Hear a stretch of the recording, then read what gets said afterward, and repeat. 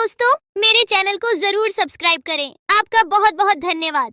एक समय की बात है, लक्ष्मीपुर के जंगल में बहुत से पशु पक्षी रहा करते थे। उसके बीच रंगीला नाम का एक बड़ा ही नेक हिरण भी रहता था। वह बहुत ही मेहनती, मिलनसार और परोपकारी था। वह अपने मन, कर्म और वचन से सबका ख्याल रखता था। किसी का स्वास्थ्य खराब होने पर वह हालचाल लेने के साथ साथ उसके उपचार की भी व्यवस्था करता था। वह जहां रहता था वहां अपने मेहनत से चारों तरफ हरियाली रहता था। एक बार रंगीला स्वयं बीमार पड़ गया।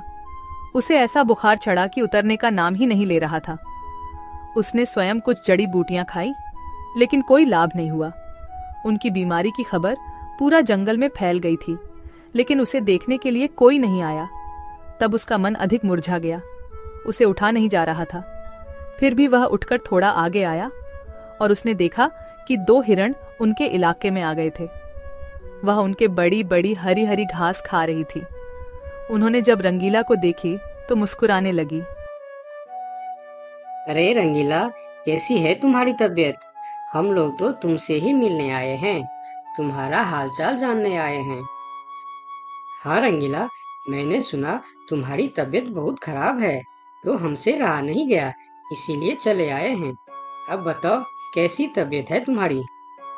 तबीयत में कुछ सुधार नहीं आया है, अब कोई दूसरी दवा लेनी पड़ेगी। हाँ हाँ, अच्छी दवा लेना और अपनी ख्याल रखना। अब तुम आराम करो, हम चलते हैं। रंगीला मुड़कर अपनी घर के तरफ चला गया और इधर दोनों हिरण फिर से रंगीला के इलाके के हरे हरे घास खाने लगी। हमने इस जगह के बारे में जितना सुना था उससे कहीं ज्यादा पाया। रंगीला ने बड़ी मेहनत से ये गुलशन सजाया है। चारों तरफ हरियाली ही हरियाली है। देखकर और खाकर तबीयत खुश हो गई। अभी पेट भरकर खा लेता हूँ, फिर कल रंगीला से मिलने के बहाने आ जाऊंगा। हमें रंगीला से क्या काम, हमें तो यह हरियाली खींच लाई है। चलो, हम फिर कल आएंगे रंगीला से मिलने के बहाने। जब दोनों हिरण का पेट भर गया तब वह वहां से चले गए और अपने इलाके में जाकर वह रंगीला के इलाके के हरे हरे घास के बारे में तारीफ करने लगे। अरे भाई, यहाँ सूखे घास खाकर पड़े हो, वहाँ जाओ रंगीला के दरबार में, रंगीला का हालचाल पूछो और पेट भर के हरे हरे घास खाओ। बहुत अच्छा है रंगीला, उसके बीमार होने पर भी हमें हरे हरे घास खाने के लिए मिल रहे हैं। रंगीला बहुत अच्छा है, बड़ा ही नेक हिरन है। उसके बीमार होने पर भी हमें हरे हरे घास खाने के लिए मिल रहा है। इससे अच्छी बात और क्या हो सकती है। वहां बहुत सारे हिरण की टोली बन गई। वह सब रंगीला के पास पहुंच गए और रंगीला का हालचाल पूछने लगे। पहले तो रंगीला को इस बात की बहुत खुशी हुई कि कितने सारे लोग इनके हालचाल पूछने आ गए, लेकिन उसके बाद का नज़ारा देखकर रंगीला का सर चकरा गया। सारे हिरण उनके इलाके के घास खाने में जुट गए थे। कुछ हिरण तो फल भी खा रहे थे। उनके पास सर उठाकर इधर उधर देखने की भी फुर्सत नहीं थी। रंगीला बेचारा मन ही मन सोचने लगा कि यह लोग मेरे पास 2 घड़ी भी नहीं रुके और घास खाने में जुट गए। अगर यही हाल रहा तो मेरे इलाके के सभी घास खत्म हो जाएंगे, मेरे खाने के लिए भी कुछ नहीं बचेगा। लेकिन उसके थोड़ा देर बाद ही उनका मित्र भालू वहां आ गया। उसके आने में देर हो गया था। माफ करना दोस्त, मुझे आने में देर हो गई है। तुम्हारे लिए औषधि लाने बहुत दूर चला गया था। औषधि तो मिल गई, लेकिन आने में थोड़ी देर हो गई। ये जड़ी बूटी तुम जल्दी खा लो और जल्दी से ठीक हो जाओ मेरे दोस्त। रंगीला ने वह औषधि खाई और कुछ देर बाद ही उसे आराम मिलने लगा। उसका दोस्त भालू उनके साथ ही रुका रहा और 2 दिन के बाद रंगीला का तबीयत ठीक हो गई। लेकिन उनके खाने के लिए न कोई घास बचा था, न कोई फल बची थी। उनकी सारी मेहनत पर पानी फिर गया था। वह बहुत उदास हो गया।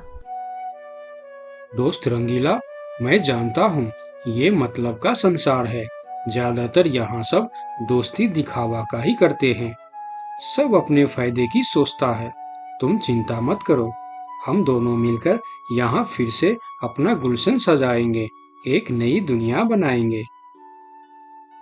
इस कहानी से हमें यह सीख मिलती है कि मन में कपट रखने वाला मित्र शत्रु से भी ज्यादा खतरनाक होता है। दोस्तों, मेरे चैनल को जरूर सब्सक्राइब करें। आपका बहुत बहुत धन्यवाद। सरयू नदी के पास एक बहुत बड़ा जंगल था। उस जंगल में काफी सारी जानवर रहते थे जो प्यास लगने पर नदी में आकर पानी पीते थे। नदी के दूसरे किनारे पर एक और छोटा सा जंगल था जहां बहुत कम जानवर थी। एक दिन बड़ी जंगल का छोटा खरगोश सरयू नदी के पास आकर पानी पी रहा होता है। तभी नदी के दूसरी ओर खड़ा एक बाघ उसे देख रहा होता है। यह खरगोश आज मेरा भोजन बन सकता है। वैसे भी मेरे जंगल में अब शिकार करने लायक जानवर बचा भी नहीं है। क्यों न मैं नदी के उस पार वाले जंगल में जाकर शिकार करूं। और वैसे भी वह जंगल बहुत बड़ा है और वहां का शेर भी मूर्ख और शाकाहारी है। पता नहीं ऐसे शेर मर क्यों नहीं जाते। बाघ खरगोश को देखकर शिकार करने की सोचता है और शिकार करने की लालच में नदी के दूसरी ओर चला जाता है। अपनी ओर बाघ को आता देख खरगोश वहां से भागने लगता है, पर तभी बाघ उसे आवाज देकर रोक लेता है। अरे खरगोश, मुझे देखकर कहाँ भाग रहे हो? तसल्ली से पानी पी लो भाई। मैं तो बस तुमसे बात करने आ रहा था। क्या तुम सच बोल रहे हो? हाँ, मुझे तुम्हारे जंगल का शेर सिंह के बारे में बात करना है। मैंने सुना है कि वह तुम्हारा बहुत चिंता करता रहता है। खरगोश समझ चुका था कि बाघ उसे अपनी बातों में फुसलाने की कोशिश कर रहा है। इसीलिए खरगोश उसकी बातों का कोई जवाब नहीं देता और तुरंत वहां से भागने लगता है। परंतु खरगोश बाघ से तेज नहीं भाग पाता और बाघ उसका शिकार कर लेता है। यहाँ के जानवर बड़ी आसानी से शिकार हो जाते हैं, तो क्यों न मैं इसी जंगल में रहकर आसानी से शिकार किया करूं। बाघ अभी इसी जंगल में रहकर ही शिकार करता रहता है। इस तरह से जंगल में जानवर कम होने लगते हैं। एक दिन अरे लोमड़ी, मैंने सुना है कि तुम अपनी सहेली से मिलने के लिए दूसरे जंगल में जा रही हो। हाँ, लेकिन तुम्हें मेरी इतनी चिंता क्यों हो रही है? देखो लोमड़ी, तुमने सांप के अंडे के साथ जो हरकत की थी, जिसके लिए तुम्हें शेर सिंह ने सजा दी थी, इसके लिए तुम जंगल से भाग नहीं सकती। लेकिन मैं भाग नहीं रही हूँ। मैं तो अपनी सहेली से मिलने उस जंगल में जा रही हूँ। पर मुझे शक है कि तुम मौके देखकर भाग भी सकती हो, इसीलिए मैं तुम पर नजर रख रहा हूँ। देखो भैया, मैं शेर सिंह की हुक्म का पालन कर रही हूँ, लेकिन तुम अपना ड्यूटी ढंग से नहीं कर रहे हो। क्यों? तुमको क्यों लग रहा है कि मैं अपनी ड्यूटी ढंग से नहीं कर रहा हूँ? दरअसल इस वक्त तुम्हें जंगल में हमारी जानवर पर ध्यान रखनी चाहिए, क्योंकि हमारी जंगल की जानवर कम हो रहे हैं। सुना है जंगल में कोई शिकारी घुस आया है जो हमारे जानवरों का शिकार कर रहा है। लोमड़ी, तू चालाक है, ये मैं जानता हूँ, लेकिन मैं भी इतना बेवकूफ नहीं हूँ, ये तू जान ले। मैं तेरे बातों में नहीं आने वाला। याद रखना, अगर आज तुम मेरे बातों पर यकीन नहीं करोगे तो तुम भी किसी दिन कोई शिकारी जानवर का शिकार बन जाओगे। चाहे जो भी हो जाए, मैं तुम्हें यहाँ से जाने नहीं दूंगा। देखो, मेरा जाना बहुत जरूरी है। मैं 2-3 दिन में वापस आ जाऊंगी। मुझे जाने दो। ठीक है, मैं तुम्हें जाने दूंगा, लेकिन मेरा एक शर्त है। शर्त? कैसी शर्त? यही कि तुम्हें उस जंगल के थाने में जाकर रोज हाजिरी देनी होगी। मुझे मंजूर है। लोमड़ी को पता था कि जंगल से जानवर कम हो रहे हैं, इसीलिए वह हाथी की शर्त मानकर वहां से चली जाती है। वहीं दूसरी ओर हाथी जंगल की निगरानी करने लगता है। तब दिखता है कि जंगल से कुछ खरगोश गायब है। इस चिंता में कई खरगोश आपस में बात भी कर रहे होते। देखो भाइयों, हमें सावधान रहना होगा, क्योंकि जंगल से खरगोश गायब हो रहे हैं। हाँ, लेकिन इस बात का फरियाद हमें शेर सिंह को करनी चाहिए। तभी खरगोश की बात सुनकर हाथी उनके पास आता है। क्या हुआ है भाई? तुम सब आपस में क्या मीटिंग कर रहे हो? मुझे भी बताओ। हाथी भैया, तुम शेर सिंह के सेनापति हो, क्या तुम हमारी फरियाद राजा तक पहुंचा सकते हो? अरे भाई, तुम्हारी रक्षा करना ही मेरा ड्यूटी है। बताओ, तुम्हारी क्या शिकायत है? हाथी भैया, कुछ दिन से हमारे कई साथी गायब हो गए हैं। अगर तुम्हें अपनी जंगल की फिक्र है, तो हमारी साथी खरगोश को ढूंढ के लेके आइए। क्या तुम्हें किसी पे शक है? हम सिर्फ इतना जानते हैं कि जो खरगोश गायब हुए हैं, वह सब पानी पीने के लिए नदी के पास गए थे और तब से वापस नहीं आए हैं। और वह लोग गायब कितने दिन से हो रहे हैं? पिछले कई दिन से एक एक करके खरगोश गायब हो रहे हैं हाथी भैया। खरगोश की बात सुनकर अब हाथी को भी लोमड़ी की बात पर यकीन हो जाता है। लोमड़ी भी यही कह रही थी कि जंगल में कोई शिकारी आया है। हाथी वहाँ सोच ही रहा होता है कि तभी वहाँ 2 बकरी आती है। हे भगवान, अब क्या होगा? कौन बचाएगा हमें? अरे बकरियां, क्या हुआ है तुम्हें? क्यों रो रही हो? हाथी भैया, अच्छा ही हुआ जो आप हमें यहीं मिल गए। हम शेर सिंह के पास शिकायत करने जा रही थी। तुम भी शिकायत करना चाहती हो?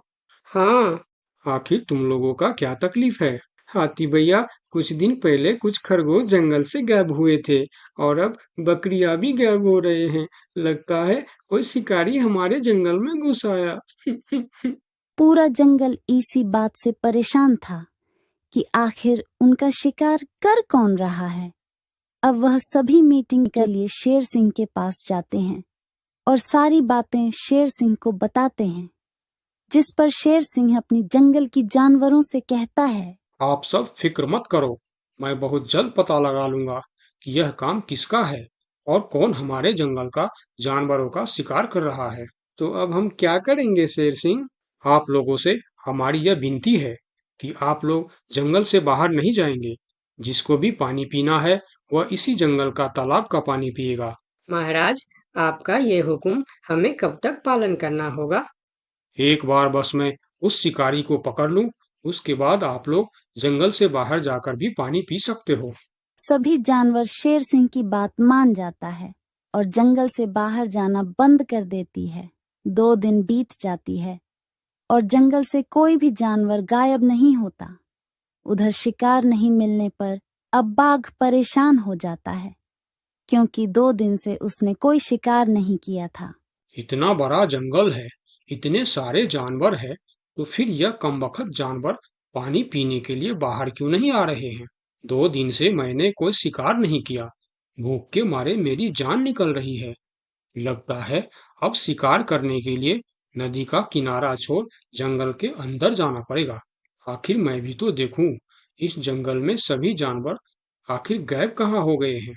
अब देखता हूँ मुझसे कैसे बचते हैं इस जंगल के जानवर। इतना बोलकर बाघ छुपकर जंगल के अंदर घुस जाता, जहां वह देखता है एक बकरी घास खा रही होती है। उस बकरी को घास खाता देख बाघ पीछे से उस पर हमला कर देता है और उसे मारकर अपने साथ जंगल से बाहर ले जाता है। ये सब एक दूसरी बकरी देखती रहती है। अच्छा, तो ये बात है। अभी मैं जाकर शेर सिंह को बताती हूँ। फिर बकरी सभी जानवरों को इकट्ठा करके शेर सिंह के पास पहुंचती है। महाराज, हमारे जंगल में दूसरे जंगल का बाघ घुस आया है और वही हमारे जंगल में शिकार कर रहा है। महाराज, वह बहुत तेज और बहुत दुष्ट शिकारी है। उसने हमारे सामने ही हमारे साथी को मार डाला, जो मैंने अपने आंखों से देख के आया हूँ। महाराज, अब आप कुछ कीजिए महाराज, नहीं तो हमारे प्रजाति खत्म हो जाएंगी। महाराज, अब कुछ करना ही पड़ेगा। अब आप कुछ कीजिए महाराज, नहीं तो हमारी प्रजाति खत्म हो जाएंगी। हाँ महाराज, अब कुछ करना ही पड़ेगा। सबकी बात सुनकर शेर थोड़ी देर सोचकर बोला, लोमड़ी कहाँ है? महाराज, वो नदी के उस पार वाले जंगल में गई है।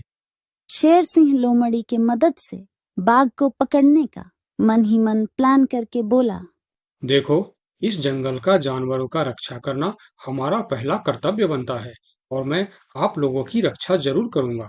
बस आप सबको मेरा साथ देना होगा। जैसे मैं बोलूंगा वैसे आप सबको करना होगा। हाँ, हम सब तैयार हैं महाराज। तो सुनो, आप लोगों में से कोई भी उस नदी के किनारे नहीं जाएगा और जब वह शिकारी को शिकार नहीं मिलेगा तब वह जंगल के अंदर आने के लिए मजबूर हो जाएगा, और वो जब जंगल के अंदर आ जाएगा तब मैं जंगल के किसी एक जानवर को उसके सामने भेजूंगा। फिर जैसे ही वह मेरे भेजे हुए जानवर का शिकार करने जाएगा, हम सब उस पर हमला बोल देंगे। मतलब हम में से किसी एक को अपनी जान खतरे में डालनी होगी महाराज। हाँ, मगर मौत के मुंह में जाने के लिए कौन तैयार होगा महाराज, वह तुम्हें कल पता चल जाएगा। शेर सिंह अपने गुप्तचरों द्वारा लोमड़ी को संदेश भिजवाकर उसे वापस बुलाता है। आपने मुझे इतनी रात में यहाँ क्यों बुलाया महाराज? लोमड़ी, मैं तुम्हारी सजा माफ करना चाहता हूँ, मगर तुम्हें मेरा एक काम करना होगा।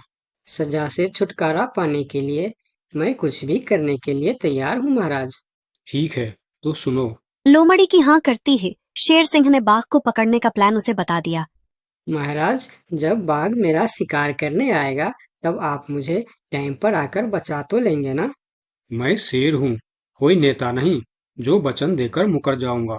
तुम निश्चिंत रहो, तुम्हें कुछ भी नहीं होगा। अगले दिन प्लान के अनुसार लोमड़ी नदी के किनारे जाता है।